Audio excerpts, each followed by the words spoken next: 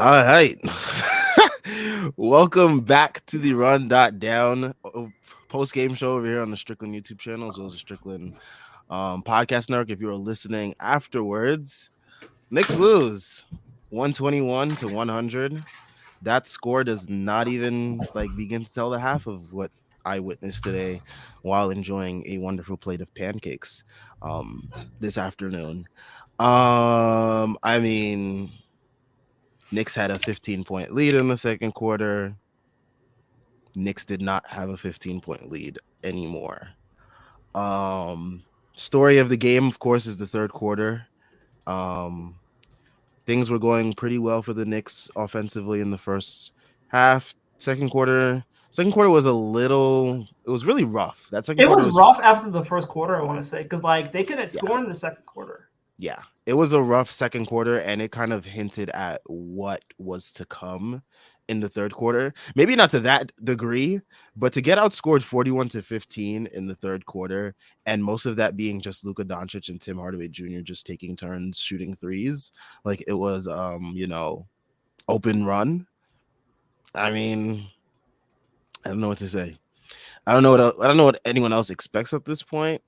I mean, if you're watching a game and you see the Knicks with a lead and you think the game is safe, then you're fooling yourself at this point.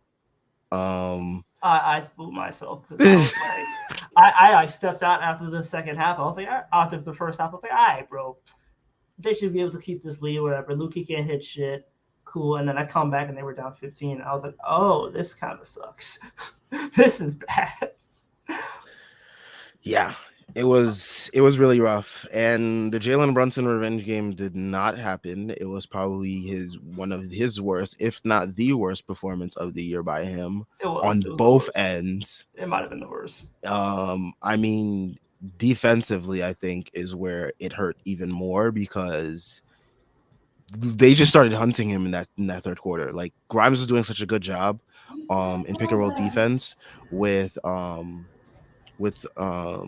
Grimes was doing such a great job on pick and roll defense on Luka, and the second half they just made an effort to just basically set a pick, and the Knicks switched, of course, finally at least, but yeah, they switched, and it was mainly Jalen Brunson getting switched onto Luka, and from there after that the Knicks defense kind of collapsed. I think the Knicks were just relying on Mitch and Grimes to provide that initial step of defense, and then after that was exploited, they didn't have any backup plans, and the Mavs just let loose from three. I think they attempted 60. 61. 61 threes today and hit 24 of them. Another team setting probably another record against us, or at least hitting a large amount of 3-pointers against us, which has been the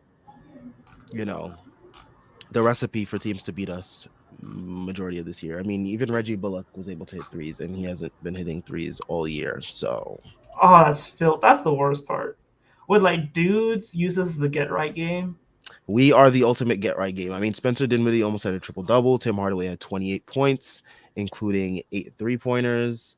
And the problem was this is supposed to be the get right game for us because the Mavericks have been ass. Yeah, and we usually beat the Mavericks, and we were gloating a little bit too much, I think, on the post game the other day about how this should have been an easy win for us.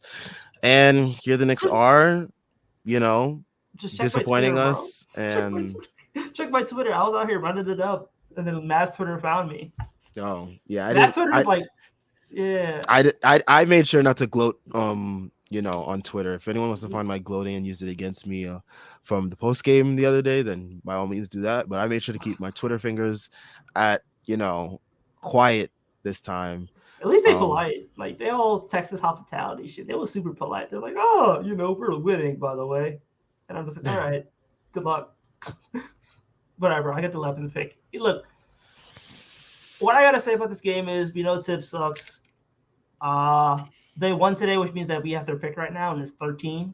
So at the end of the day, did we really lose? Did we really lose if we had fun and their pick is currently number 13? Did we have fun, though? I didn't have fun. I had fun. The only fun I had was eating my pancakes watching this game. That was the only fun I had. That sounds like a fun time to me. personally speaking. That was fun for me, not watching the Knicks, but enjoying my But pancakes. you had fun while the Knicks game was on, which means that that's They fun. had nothing to do with each other. The causation was not the Knicks. Just the They were second not the half. causation of my Just the happiness. second half. The first half That's was when I fun though. started eating my pancakes. You should have So got. You should have stopped eating them fucking pancake. You're the reason why we lost this pancake. I think Thibs' defensive scheme is a way bigger issue than my pancake consumption, but we will leave that for another time.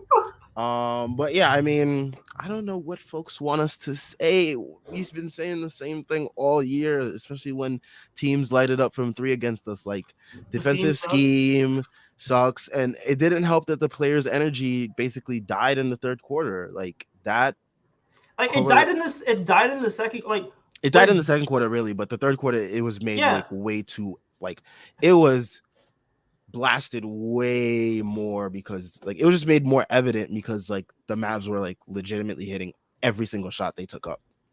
Yeah. I mean, like what I saw was basically also what the fuck they took so many more shots than the Knicks anyway. But what I saw was But yeah, essentially we they had were. so many turnovers too. Yeah, 19 turnovers to their 11. Jeez. Like what I saw was effectively Julius was the only person who could score in the first quarter. He had like I think 14 in the 14, first. 14 in the first, then 21 for the half. And then like they could only score when Julius was scoring, and otherwise they were getting roasted. And then Julius came back in, and he was able to push back up the lead to like 7 at halftime. I think it was 7 at halftime. And then third quarter they just came out super flat. Tim hit 2 threes. Doncic hit a 3. He had like an easy lay to the basket because there was no dribble penetration, no way to stop the dribble penetration. And then afterwards, it just kind of sucked. And that kind of feels like that's a lot of third quarters where it's just like, okay, they might do enough in the first quarter to like stop them, and then the third quarter rolls around and they just suck. So I'm just kind of like I've seen this way too much for me to like It's the have a same song and legitimate. dance every single like bad loss that we have. 5 straight losses in the Garden. Tomorrow the Cavs coming in. Hope they're probably going to make it 6 straight losses. I mean, the Cavs, they haven't been all that impressive since their hot start to the year. We are definitely looking like another get right game for another team. Um, the Cavs, I mean, they started off the season, what was it, 8-1 or whatever it was. Yeah, it was something crazy. It was something crazy like that. They've slowed down as of late, mainly due to the Jarrett Allen injury. Definitely going to be one of those get right games for a team like that tomorrow.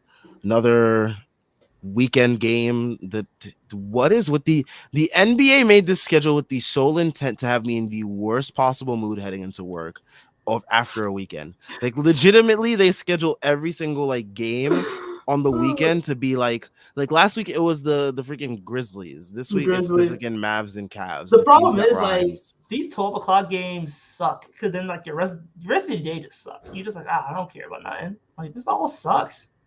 Yeah, I We can't even legitimately talk about anything. I'm Like what? just gonna like pop on some Hulu or Netflix and like that's gonna be the rest of my day today I'm about to because watch I the don't feel new like doing Criminal anything. Minds. I'm about to watch the new Criminal Minds and like not think about this game anymore because I haven't. There's no analysis. What's the analysis to have? I legit don't know what else to like say about this team. I mean, I have notes here, but like most of my notes are like here are my notes. Team off to a strong start, 14-5 lead. Grimes and Mitch PNR defense. As you can tell, this will not be a consistent thing throughout my notes. One thing I will say, Grimes finishing being as good as his shooting is a great improvement, but I mean, does that really matter in the game that we lost by 21 and we're down by Bro, as much as like 30 plus? I Like, for the future it matters because like Grimes being a good finisher really helps his ability to like be efficient. But like in terms of like today, no, yeah, I because don't it didn't. care. My other notes, Mitch struggled versus Mavs 5-out lineup. That definitely was part of the reason why they started to make a push in that second quarter. And Uh, Sims didn't even play the first half, Sim- right? Sims didn't touch the floor until garbage minutes. The thing is, like, I don't even think Hartenstein was that bad in the first half, but like, man, like the 5-out is for Sims. Like I remember him saying that he wanted to sometime experiment with the idea of playing 3 centers, and that would be the time to experiment. Also, why the hell is Derrick Rose the first sub off the bench still? Yo, I'm telling Like, you, what are we doing? I don't understand these Rose minutes. I really don't. Um, I don't get the insistence in playing Derrick Rose. I truly cannot understand it.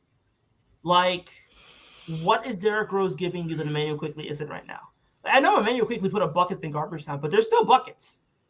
Like, all buckets are still created equal, regardless of circumstance. And I know it wasn't his best passing game. He had 4 turnovers and 0 assists, but like, he's still buried in the corpse of Derrick Rose, man. And clearly, Tom Thibodeau doesn't see Derrick Rose much as an option because he only plays him like 15 minutes at most. and those 15 minutes are super detrimental. So, are you telling me right now that Derrick Rose needs to get a 15 minutes of charity? Like, I don't think Derrick Rose cares, bro. I do not think Derrick Rose cares if he plays or not. And I get it. He's like your vet and he's your guy and he's the former MVP. But he doesn't give you anything that Miles McBride isn't giving you right now. And at least Miles can play defense. Like, I just. Knicks have a defensive rating of 119.8 at home this year. Oh, that must be the worst in the league, right? It is the worst in the entire NBA. Yeah, we scared of the hose. We had Bella Hadid To be in the front that row, bad at and home is insane. Nah, we deadass cannot play in front of the fans, bro. Like, on the road, we be looking like the 96 Bulls, and at home, we just look like the goddamn 2000 Bobcats. Like, it's just. Sorry, it's just like the fucking 12 Bobcats. But, like, man. Like. I mean, at this point, same song and dance, new coach, new coach, and new coach. Like, because clearly, like, he's not giving you anything that isn't replacement value. And, like, there's no point in trying to, like, redeem him. Like, he already made his millions. He got his coach of the year. Like, he's a fringe Hall candidate. So what are we doing here? You know? Like, that's all I can say at this point. Like, is Tom Thibodeau the problem? Maybe, maybe not, but is he the solution? He's a huge part of it. Knicks have given up more than 101 points in every single game this year. First time that's happened in franchise history. We are getting pantsed. They got us. They clapping us, and our pants are at our ankles. At home. At home. If this was on the road, I would get that because I get it. Like sometimes home cooking, whatever. But this team plays well on the road and they can't win at home. And this is going back to last year when they were having the same struggles at home. So it's like, if you can't win at home, what are you doing? Home court advantage is a big part of like being successful in the NBA and like part of the Knicks' identity as a whole, or at least it was at one point. I mean, as of late, it is literally the ethos of the Knicks. The ethos of the Knicks is literally New York and the Garden. And it's also people coming into the Garden to embarrass us, which is a theme for not even these last couple of years, but like overall the past, like I want to say 2 decades in a greater scale. But yeah, again, back to my notes, as people want analysis, or at least that's what they come for these shows, at least I hope so. Rough Cam stretch in the second quarter, terrible second quarter starting with the bench. I thought the bench really didn't give us much in that first quarter. And there were moments where Jalen Brunson was with the bench. I thought that's when Jalen Brunson really should have got it going, and he didn't, which was a little bit concerning. He was missing a lot of bunnies at the rim too, which was I'm not gonna say concerning, but it was annoying because that was part of like his whole forte is that he's been like making buckets in the paint and in the mid range, and that just wasn't the case today for him. And you would have at least like to see him come out a bit more aggressive against his former team. I wouldn't be surprised if he was a little scared. Probably he looked a little bit like he looked shook. He looked absolutely. It's like shook. I don't know why. Like, dude, you've been cooking these last couple games, and like the Mavs just let Killian Hayes put them to bed the other day. Like, you are more than capable of doing something. Like, if you're telling me that Killian Hayes is somehow better than you against this team, like you should be taking offense to that. Killian Also, Hayes put these guys away when they had Christian Wood too, who was one of their better players oh yeah, offensively. shit. Wood didn't even play, dude. We would have Wood lost didn't by even 50. play today, and we still got slumped. Um, and then the rest of my notes are talking about the Knicks getting absolutely destroyed in the third quarter. We got destroyed 41-15, which I mentioned already. Luca had 19. THJ had 17. He had like I want to say like 4 or 5 threes alone in the third quarter. Yeah, he had 5 threes alone in the third quarter. Luca had 3 threes, and Luca was just like manipulating the hell out of the defense. The Knicks were doing great with Grimes on him, and then as soon as they got Grimes off of him and had Jalen Brunson, defense collapsed, and it was over. It was over. We had 15 points alone. We scored less than Tim Hardaway Jr. did by himself Don't say in that the again, third bro. quarter. Don't say that again. That's the And then Tim filthiest Hardaway Jr. disrespect. after he hits a three, he comes down, he's screaming at his bench. He's like, "This is my city. This is my city." You let Tim So Hardaway Jr. pop on his chest. Oh, y'all should be embarrassing yourselves. Oh, that's I have to put. I had to put on the Kevin Knox jersey today. I told you I had it. I had to put it on today because this is the only thing that represents how disappointed I feel. Because to let I Tim Hardaway just Jr. do this Tim in Hardaway Jr. MSG is saying it's his in a city. Mavs uniform, not even in a Knicks uniform, in a Mavs If he uniform, said it in a Knicks uniform, I'd be even more offended. yes. Oh But my god. I mean, there is no ounce of shame in this team's body at all. No Oh, sense of pride, nothing. To let Tim Hardaway Jr. do that, like I just don't know what to say.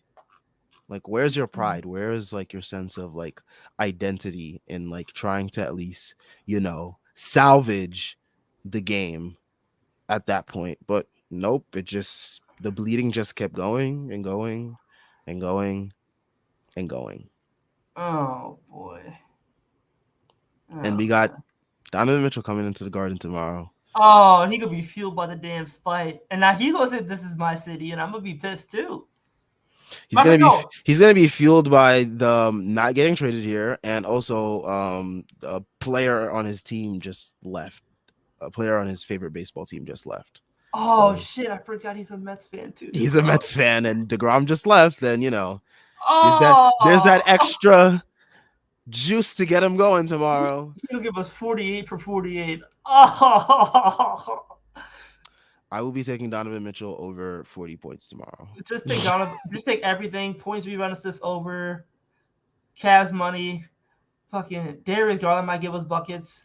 I'm so mad I didn't even like bother to look at the Mavs money line while the Knicks were up 15. You should have. You I should have. know. Well, no, tomorrow if we're up by like 20 in the second quarter, I'll definitely look at the money line and make adjustments. Before we get into comments, of course, everyone's favorite part. Strap in, everyone. It's time to talk some DraftKings. The NBA season is heating up, and there are still so many, unknowns about whether the Knicks will fire Tom Thibodeau or not. I don't even know if that's an option to bet on in DraftKings. So hopefully it is. When I'm looking to get in on the action, I bet with DraftKings Sportsbook, an official sports betting partner of the NBA. New customers can bet just $5 pregame money line on any NBA team to win their game and get $150 in free bets if you do. Hopefully, you are not betting on the Knicks pregame money line. Check this out. Right now, everyone can earn up to 100% boost with DraftKings stepped up same game parlays. Go to DraftKings Sportsbook app, place a same game parlay, and combine multiple bets like which team will win, total rebounds, and more. The more legs you add, the bigger the boost, the bigger your shot to win big. One of my favorite parts about DraftKings is their ability to put bench players and other starters lines up, unlike other sports books out there that don't put up players' lines. Talking about you, FanDuel. Stop holding out on Quentin Grimes hooking overs. That is like cash money right there. Anyways, download the DraftKings Sportsbook app now. Sign up with code TBPN. Place a $5 pregame moneyline bet on any NBA team to win their game and get $150 in free bets if they do. That's code TBPN, as you see in the corner of your screen if you're watching on YouTube. only at DraftKings Sportsbook. Minimum age and eligibility restrictions apply. See show notes or show description for details. All right. Now to get to comments. JL says the Woj coming soon will be special. It'll come after Sunday, if anything. Maybe. After Donovan. Okay, I'm still not. If Donovan Mitchell lights you up, the guy you should have traded for, well, not should have, but like the guy you were supposed to trade for, if he comes in to your building and lights you up, at that point, I feel like if James Dolan there, somebody getting fired. It might be the Knicks City Dancers. I don't know, but somebody gonna feel some kind of wrath. I will not hold out, hope for that. If you are one of those fans that will hold out hope for him getting fired this soon, I'm still not buying it. I will not believe it till I see it. Like that's where I am with. I will him lead getting us fired. spaces of prayer before the game, so that way we can try to convince God to let us have this man free us from the shackles up to him. Like, give me the milquetoast ass Quinn Snyder. I'll take it at this point. Like, what else? What else we got to? What else? We got nothing else to hope for, man. This is what it comes down to. We got to pray for it. Honestly. Chris Bernhardt says the only thing that can turn around my weekend is a glorious Woj, that and the Jets winning tomorrow. Nobody cares about the Jets. Yeah, you're speaking to two Giants fans here, so hopefully the Giants can turn their season around. Hopefully, not lose any more games. All right, Jordan Bub says so. Next two games is next two games where there's fighting for a job at this point. Cavs and Hawks will make it seven straight losses at MSG. Probably. If we lose to the Cavs and the Hawks. I mean, like, it kind of has to. Like, you're slipping soon. We already saw the report that came out that were like, they don't want to be like 37 wins. If they keep that's funny because that was my exact prediction in the Strickland roundtable too. Yeah, so like if this is what you're already hearing so far, I wouldn't be surprised. Man, and the Cavs and Hawks, they're two teams that actually like looking to like get right against somebody. Like they've been kind of like I know the Hawks at one point. I don't know if they're still on that losing streak, but Hawks beat the Nuggets with Jokic, like full healthy Nuggets without Trey and John Collins. So it might be over for us. Yeah, I mean, I go into every game thinking for the worst for the Knicks, so like my strategy stays the same. I might need to start joining you with that. Honestly, you will have a much better time enjoying these games, or not enjoying these games, but you like won't be as phased. Like when the Knicks just like started conceding threes to the Mavs, I was just like laughing with pancake in my mouth, and Okay. Wait, the disrespect needs to be as loud as the RJ apology. Don't. You're getting all the way down there with the comments. I might. No. We'll see what happens tomorrow. If something happens tomorrow, I got some fire. Yasser asked if an NBA coach got murdered, his contract would be voided and Cap would be freed up, right? I don't know. I don't think there's ever been a coach that ever like it doesn't matter died or gotten murdered or anything. I think doesn't count against the Cap. Yeah, I think they just like move on and like have the interim do the job. You'd be murdering him for catharsis. It wouldn't do anything.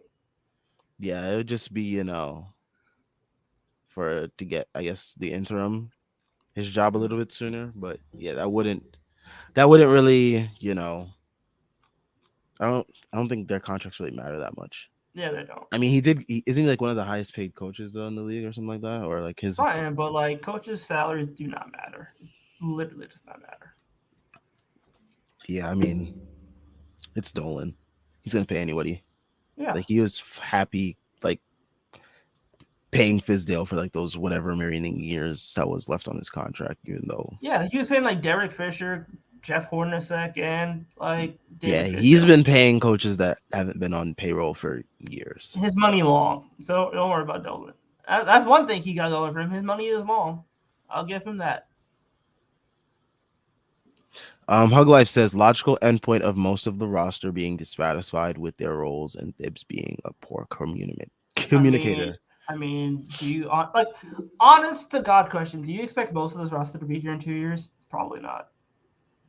Like, I think Brunson is here. I think Grimes is here, and after that, I have no idea. So apparently, Thibs has said that this is something that just happens in the NBA. Dude, that is No not lead just is safe in the NBA, and this stuff just happens. that's He's a got to that watch the film. All right, man. that's him going. You niggas can't blame me for this. This is him going. It ain't me. It ain't what I do. It ain't me. This just happens. All right. Teams just conceding like 61 3-point attempts. Is this something that just happens? It's not like something that just, oopsie, just happened to give up 61 threes, and oopsie, they made 24 of them. Oopsie, we left everyone open from three. Oops. Sorry, just happened. My My foot man, slipped. he is the Burberry shirt of fucking NBA coaches, man. Like you just know he a deadbeat and he don't care. This is him going, fuck it ain't me. I ain't shoot the ball. I ain't got out. He's like, if I was out there, we would have won by 30. Like, don't let me lace him up, boy. He is a joke. Uh, you know what's a bigger joke though? Chicago, and that's what matters. Chicago's a joke. Yeah, but it's like, are you really going to get into garbage off with the Bulls? Like, is It's that a what we mid want to off, do? but the problem is the mid off will end up with us getting Zach. Can you stop putting that into the earth? Shit gonna happen, bro. When you hit that fucking at guard from 6'5", at guard at 6'5" from UCLA, number 8, what you gonna say? Can you stop? Can you stop? You're like putting like bad vibes into the earth or even better, at 6'11" from Kentucky, number 3, Anthony Davis. Can you? I mean, now let me stop. It He's been a parlay respecter this year. I will say that. I would give him that. He's been playing and he's been a parlay respecter. I will give him that. And all I'm saying But is, I am not taking him on my team. Hell no. You want to see the revival of the whatever year Pelicans that was? Is that what you want to see? Dude, it's gonna be filthy. But like that Brunson 82 man game would go stupid. Can you stop? It would go down. Hey, Can you stop? Stop putting things out there. Nikola Vucevic might be kind of fun. Oh no, nope. Stop it. Blank says there's an old saying that says, "Fool me once, shame on you." What happened to the "fool me twice"? Or did you not include that? Well, anyways, he says, "Fool me, fool you can't get fooled again." Is that George Bush clip? Is he quoting? Might be. But yeah, I mean, the Knicks, like, it's like they can't fool me. Like, I come into these games expecting them to shit themselves, so they can't fool me. I know that for sure. But yeah,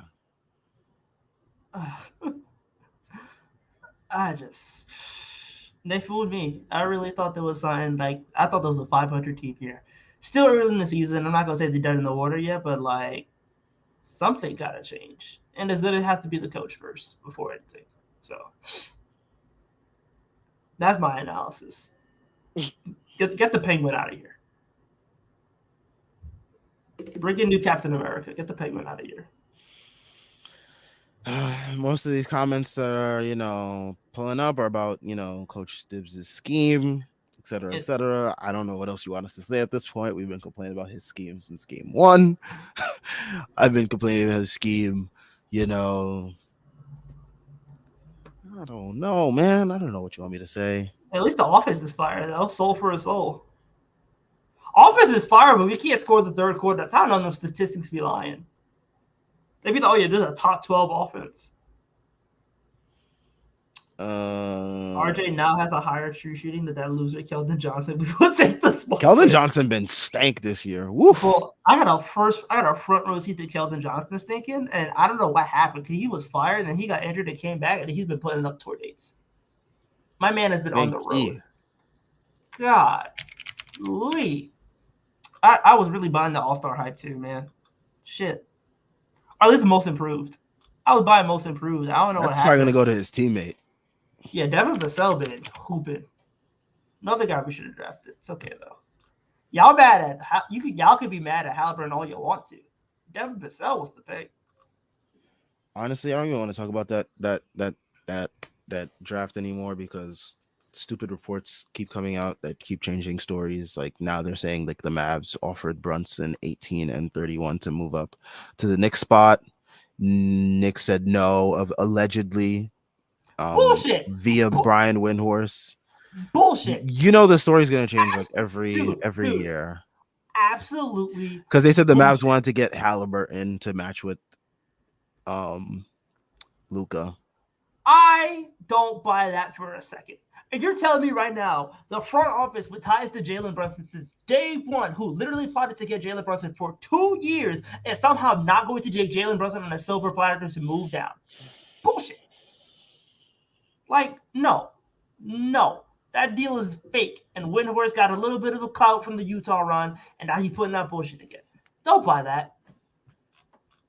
Not at all. Especially because this franchise know they need a point guard. I don't know. They said Brian Winters was trying to say that I guess the Knicks loved Obi so much that they were willing to turn that deal down. But I mean, if they loved him so much, why are they like misutilizing him so badly right now? Like, you don't mismanage a player that you wanted so much that you turn down a trade for Brunson and 2 picks in that same year. Yeah, like, dude. Like, whatever. Brian Windhorst back to capping again. All right. I mean, hey, we did say if Dibs messes up the mojo that we have against the Mavs, where we beat them every year, then he's gotta go. He's got to go. You can't ruin tradition. Let me see, Chris Bernhardt. I think definitely Brunson, Grimes, and Mitch are going to be here in 2 years. Maybe RJ and IQ too. I'm not sure about Mitch. Yeah, I'm not sure about Mitch either. I'm not sure about. I think they like him, but I think Sims being the way that how good he is right now, kind of like especially on the contract that he is. I think. I don't think because like I think they'd be more willing to give him up in a deal since they have Sims here. My thing is like I don't think Sims is the barometer. I don't think so either, but I just think him being that good where they got him and the deal that he's on definitely plays a part in like how they evaluate moving forward. I mean, I wouldn't be surprised if Mitch is like, hey, this is another salary we could throw with the trade. And it descends and he's on a good contract and a lot of teams would be interested in him. So like I think if there was a big move, Mitch would probably be one of the first assets to go just because of money. But yeah, I don't think like he's probably the one I'm most 50-50 about. Maybe RJ and IQ, maybe RJ, but like they wanted to trade him this offseason and IQ's been in rumors this year. And I think they would absolutely move IQ for a first round pick. Sadly. That's their barometer. They basically said they came out and said, if you want IQ, give us a first round pick. Sadly. So even though IQ is like probably one of the best players on this team. Look, man, IQ's one of the best players on this team, but he still struggles with offense. And I'm like, here's my thing with IQ. We all know he's good, but like he needs to stop being an analytical darling, and he straight up just needs to put the ball in the basket worse. Well, I mean, he has been lately.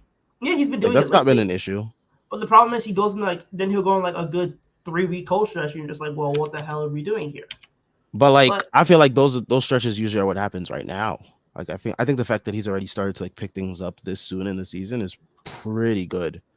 Yeah, I was usually he hits this stretch like that he's on right now, like towards like the end of January or something. Like the fact that he's hitting his stride right now towards the end of November and heading into December is pretty good. So I'm not too concerned. I agree. And like everything else has uptick too, like the rebounding, the playmaking, the defense. So it all evens out. I think it's just a matter of like, hey man, like I believe in you. I think you're arguably the best talent on this team. But at some point, you got to be able to like put the numbers up, and you can't just be like, well, his net rating and his on and off numbers and his Raptor WAR and his LeBron ORG rating. Like sometimes you just gotta be able to like look at a box score and be like, oh, this guy's good. Play him.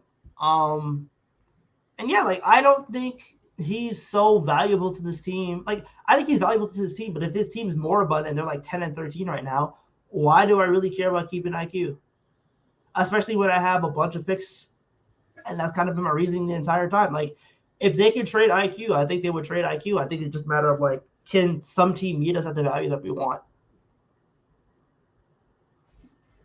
Well, not I we, they, because well, I definitely don't. we in terms of the front office, like, but yeah, I straight up think he probably would get traded because I don't think they're like, yeah, we wouldn't really commit money to him. I don't. What I felt is like they don't really want to commit money to him like that. I think again, I think young players are nice when you don't have to pay them anything, but now when you have to pay dudes, like, do you want a dude who basically takes like 2 months to get into form? No, like, or would you rather just like pull all those assets together for like a legitimately bona fide top 30 years guy?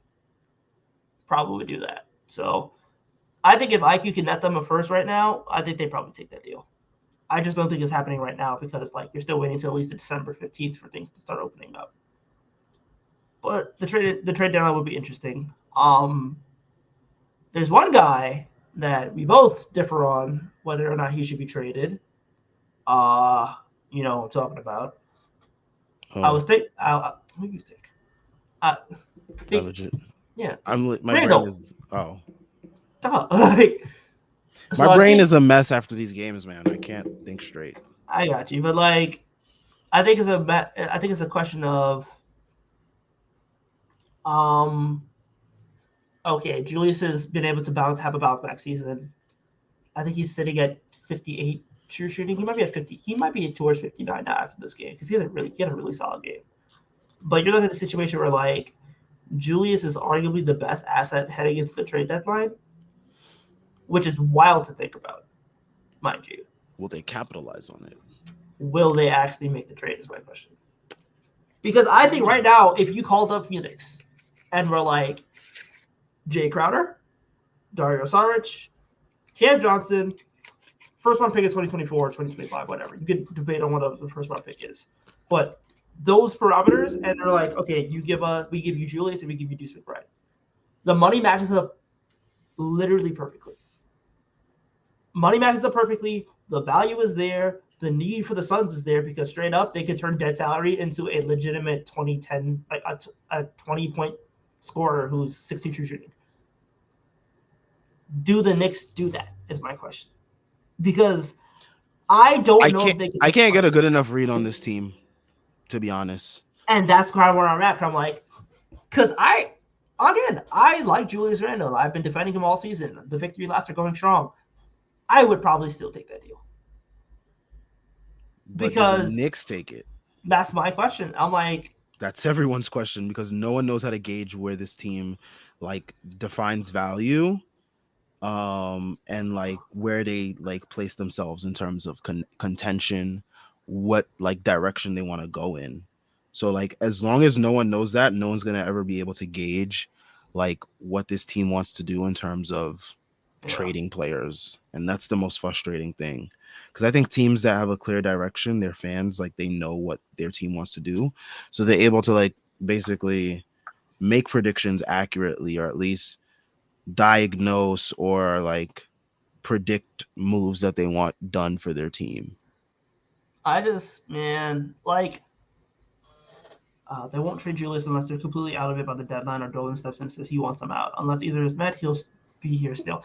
That's kind of what I'm thinking. And I'm like, I can understand it from their perspective too, because they're like, okay, well, this guy is like one of our only pillars of offense, and we have a bunch of picks already. We can make a trade if we need to. We just need to be able to have more information about Brunson and Randall and to a lesser extent RJ. Like, I can see them trading Randall, and I can see them also going, all right, we'll trade RJ. We'll just have Brunson, Randall, third guy. Like, both of these things work. Both of these things make varying degrees of sense, and I wouldn't be surprised if that's how they kind of treat it. So I don't know. I'm just kind of at a impasse. I'm at an impasse. I'm like, I understand trading him, but at the same time, do you really want to trade him? because he's gonna go on another team and make you look stupid. That's the problem. He's going to Not make you look. really. If you know your direction, then you're pretty content at where. I know, but at the same time, it's like then you got to play Obi Toppin a bunch of minutes, and then like And you live with the results at that point because that's the direction that you chose. because then if Obi Toppin looks like a bum, then it's like, well, you just wasted your lottery pick. Not really. Yeah. You at least get to see what you've got. Like this could have been something that we done years ago or like a year or two ago, and instead you're doing it like so soon, basically, before you have to evaluate him for a contract. Like if you do these things sooner, it doesn't feel like a waste. It's the fact that you're doing it so late in the guy's like first in his rookie contract. That's what's gonna make it feel like a waste to a lot of fans. Fuck, my phone case broke. Damn it. It's really rough out here for everything. Yep. JL says THJ said going to the garden. THJ said going to the garden lifts everyone's spirits. So it's good to play there if you're in a shooting slump. Don't fucking That's piss me off. so nasty. Cannot believe we just got that said about us, bro. We THJ really a saying that. get right game, yo. We THJ really saying a about get us. right game. THJ saying that about you should have everybody in this front office feeling ashamed. THJ should not be saying about you. He THJ should really not be said saying that about you. he said we really a get right game. He said, lift your spirits. You out here lifting niggas' spirits. We out here. We are the Yo, Negro this spiritual of the NBA, bro. yo We are the amazing grace of the NBA. Do you know how nasty that is? Son said it lifts their spirits. That is so gross. Yo, this team should hear that. Yo, but this team has no pride. They have no sense of pride at all. THJ is literally saying, you make me feel good. And you talking about This team has culture. no pride, yo. No pride at all. I So knew this. I can't even say they should use this game and like fire it up for tomorrow, but like no, that's not what they're gonna do. Tomorrow they're probably gonna lay down and like let Donovan Mitchell come in here and say that, coming here today, after hearing the DeGrom news, it really lifted my spirits. I was able to put up this Man, 50-point game, all this nonsense. Like man, they done clapped us, and then they let in the Cleveland Cavaliers have their sloppy seconds tomorrow. And we just go sit there and be like, thank you, sir. Like, he just said hurt. we lift their spirits. Lift their spirits. Might be the Especially most. after the loss that they just came off of versus the Pistons, where Killian Hayes put them to bed, and we was able to just lie down and just give them what they wanted. I don't know what else to say, man. I really don't. I predicted 37 wins. We might be at 30. I might have been gracious there.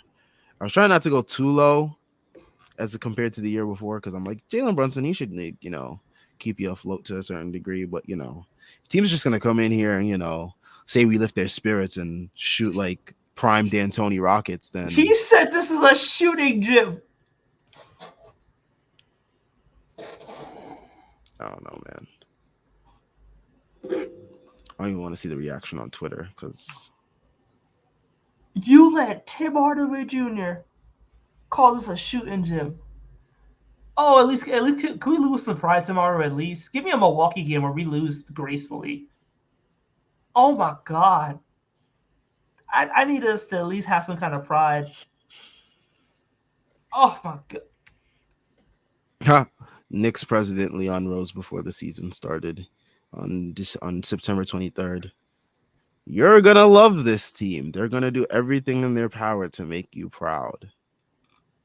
Lies. He lied. RJ said we're gonna shock the world.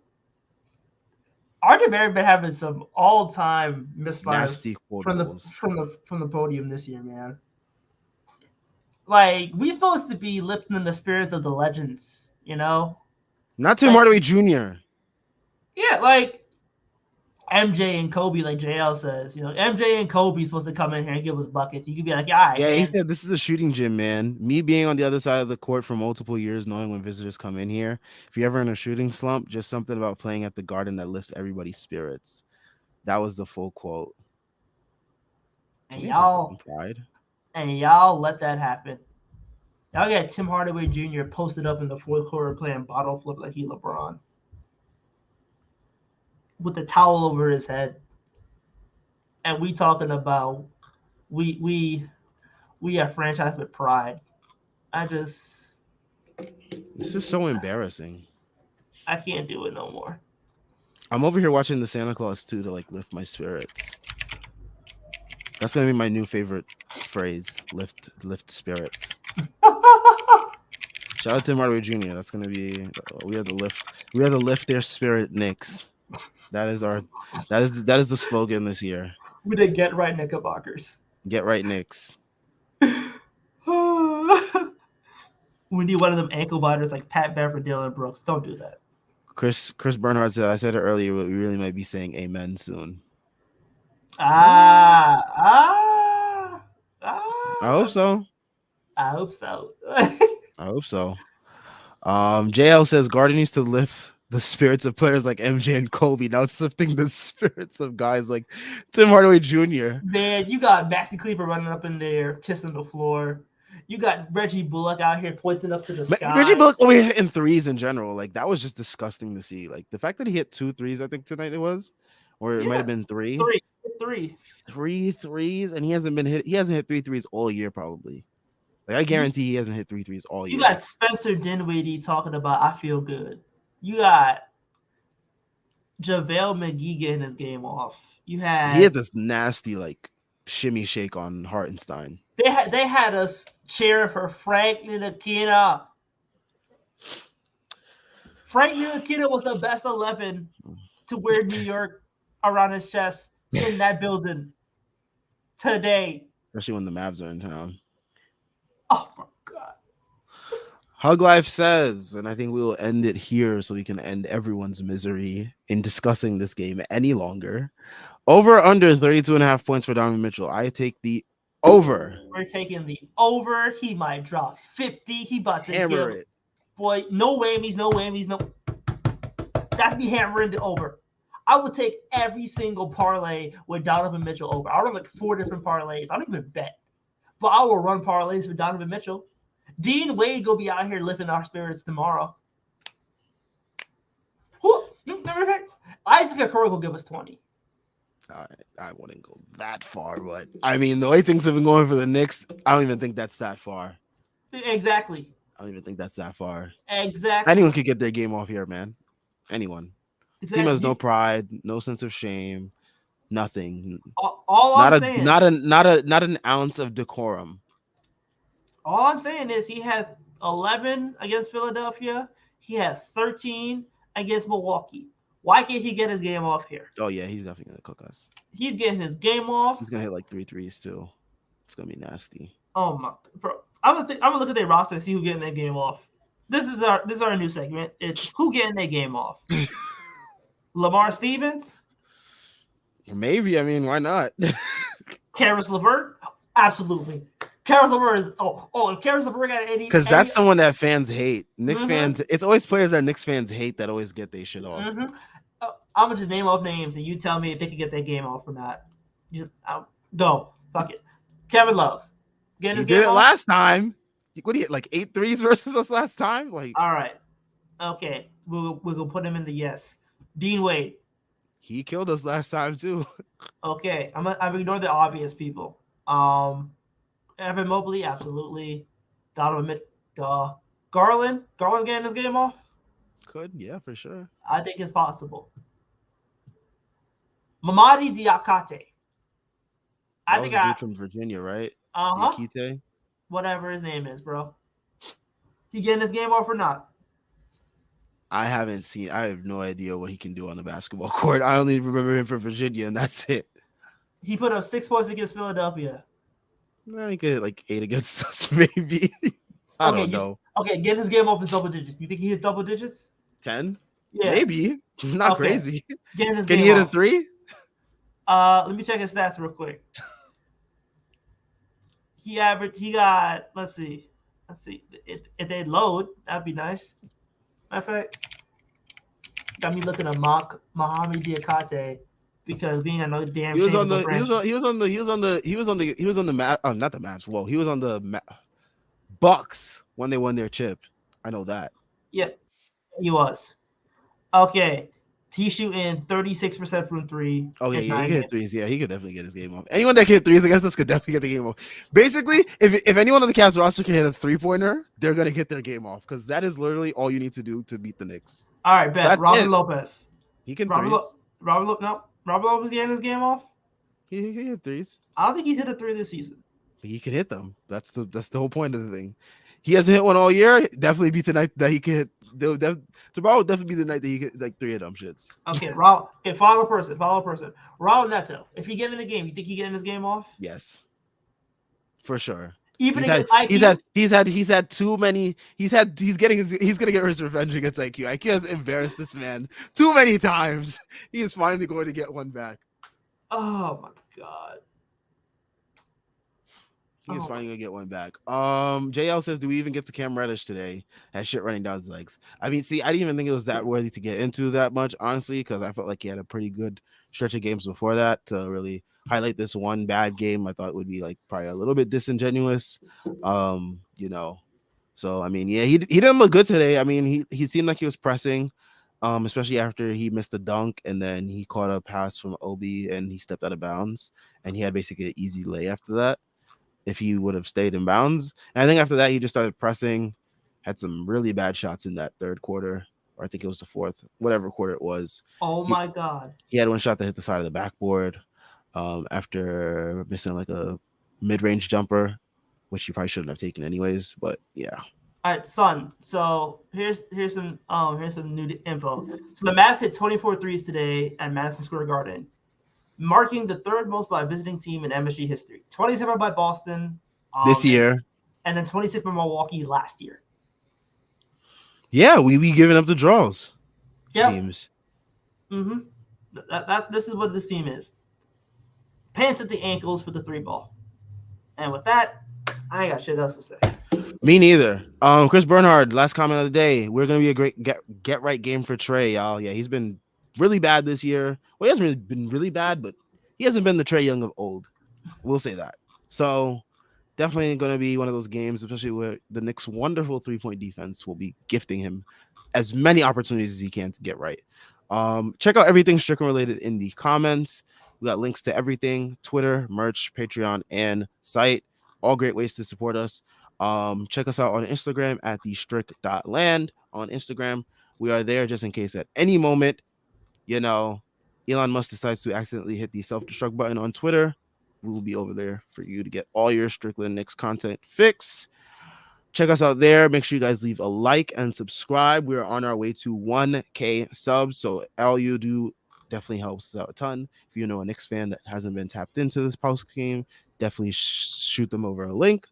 We will catch you guys tomorrow night after the Cavs game, sadly.